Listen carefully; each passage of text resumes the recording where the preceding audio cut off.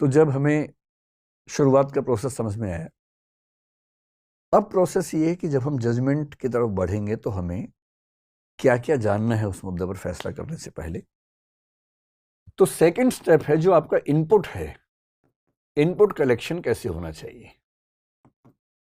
Input का मतलब वो सारी जानकारी है जिनके बेस पर आप फैसला करेंगे, है ना। आपकी भाषा में कि वो लड़का कैसा है, वो लड़की कैसी है, उसके बारे में 10 जानकारी जुटा लेनी है पहले। तो जो इनपुट्स आप लेंगे, पहली बात तो इनपुट्स एडिक्वेट होने चाहिए, नहीं तो क्या होगा, अश्वत्थामा तो इसके बाद का लिया ही नहीं। अगर उसके बाद भी सुन लिया होता तो शायद वैसा ना होता। तो हड़बड़ी में फैसला नहीं करना है, पहले इनपुट पर्याप्त लेना है। और एक नियम होता है नेचुरल जस्टिस का। हमारे सुप्रीम कोर्ट ने मेनका गांधी केस, बहुत फेमस केस है 1978 का, आर्टिकल 21 के बारे में है, उसमें बड़ी अच्छी बात कही। आप लोग क्योंकि शायद यूपीएससी की तैयारी भी करते हैं आप में से अधिकांश लोग, तो आप जानते होंगे 1973 में संविधान के मूल ढांचे का कंसेप्ट आया था 24 अप्रैल को केशवानंद भारती केस में। उसके बाद से सुप्रीम कोर्ट ने बीच बीच में कुछ फैसलों में यह बताना शुरू किया कि यह चीज भी संविधान का मूल ढांचा है। मेनका गांधी केस में जिक्र करते हुए बात आई कि जो आर्टिकल 14 है संविधान का, जो कहता है कि समानता का अधिकार है, उसमें लिखा भले ना हो पर उसके अंदर निहित है पर्याप्त सुनवाई का अधिकार, राइट टू एडिक्वेट प्रेजेंटेशन या रिप्रेजेंटेशन। इसका मतलब कोई भी अदालत, कोई भी कमीशन, कोई भी अथॉरिटी, वो पासपोर्ट अथॉरिटी के बारे में था, पासपोर्ट ऑफिसर के बारे में था, कोई भी सरकारी अधिकारी किसी व्यक्ति का पक्ष सुने बिना, यानी कि दूसरा पक्ष सुने बिना कोई फैसला नहीं कर सकता है। ये जरूरी है और ये संविधान का मूल ढांचा है। सरकार का कोई भी अधिकारी आपके खिलाफ कोई फैसला बिना आपको सुनवाई का मौका दिए कर ही नहीं सकता है। हाँ, सुनवाई का मौका दे, आप कहें कि मुझे कुछ कहना ही नहीं है तो कर सकता है, पर आपको चांस मिलना चाहिए। अगर आपने एक पक्ष को सुना और दूसरे पक्ष को सुना ही नहीं, है ना, एक फर्स्ट पार्टी है, सेकंड पार्टी है, और कई बार क्या होता है चीजें इतनी अलग होती हैं, एकदम अलग हो जाती हैं कि आपने एक पक्ष को सुना, आपको लगा इतना ऑथेंटिक है, पर्याप्त है, फैसला कर लो, लेकिन दूसरा पक्ष इतना ड्रामेटिकली अलग होता है, इतना जरूरी होता है कि वो सुनने के बाद आपको लगता है कि ये तो, इसके बिना तो फैसला हो ही नहीं सकता था।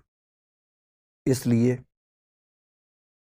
कोई पक्ष कितना भी कन्विंसिंग हो, पूरा परिवार, पूरा धर्म, पूरा समाज, पूरी राजनीति सब एक तरफ बोल रहे हों, तब भी ध्यान रखना है कि एक दूसरा पक्ष भी होता है। और जब तक सिक्के का दूसरा पहलू नहीं देखेंगे, आप सच के नजदीक पहुंच नहीं पाएंगे। हमेशा देखिए, कोई इंफॉर्मेशन आई है, नियत का सवाल भी तो हो सकता है ना, किसी ने क्यों आपको बताया। कोई आपको कहे कि तुम जानते हो तुम जिसको पसंद करते हो आज कहाँ घूम रहा था, आप कहना अच्छा बता दो, पहले बता दो पूरा, तुम सूचना ले लीजिए, क्या दिक्कत है।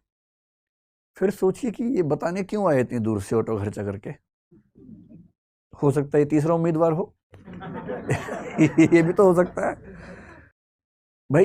एक डाउट का स्पेस तो रहता ही है ना, आप इतना प्रिकॉशन तो लेंगे ही ना, ऐसे कैसे फैसला कर लेंगे किसी के बारे में एक सेकंड में। और जब तक तय ना हो कि वो व्यक्ति गलत है, तब तक उसको दोषी नहीं मानना है। हम बहुत जल्दी कोशिश करेंगे, नार्को, पॉलीग्राफ, ये सब समझेंगे, इसके पीछे की फिलॉसफी क्या है, क्या सिस्टम्स हैं, कानून का बुनियादी सिद्धांत क्या है। 1000 अपराधी भले छूट जाएं, एक भी निर्दोष को सजा नहीं होनी चाहिए। मोजेस मेमोनाइट नाम का एक दार्शनिक था, यहूदी दार्शनिक, उसका कथन है। और दुनिया के सारे सभ्य देश इसी उसूल पे चलते हैं। और इसका सिंपल मतलब यह है, जब तक साबित ना हो जाए कि कोई अपराधी है, उसे अपराधी नहीं मानना है, वरना आपकी जिंदगी खराब हो जाएगी। आप सब पे शक करते रहेंगे, सब पे संदेह करते रहेंगे, लोग आपसे बात करना बंद कर देंगे। दो ही तरीके हैं, जब तक साबित नहीं होगा तब तक भरोसा करूंगा, दूसरा जब तक साबित नहीं होगा तब तक शक करूंगा।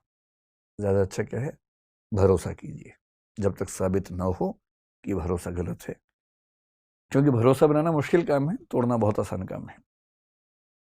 अब जब इतना कुछ हो गया, आपने नेचुरल जस्टिस भी देख लिया, एडिक्वेट आपके पास फैक्ट्स हैं, पक्ष विपक्ष में हैं, दोनों तरफ के हैं, वो सब देख लिए, तब सवाल आता है कि अब हमें जजमेंट करने की ओर बढ़ना है।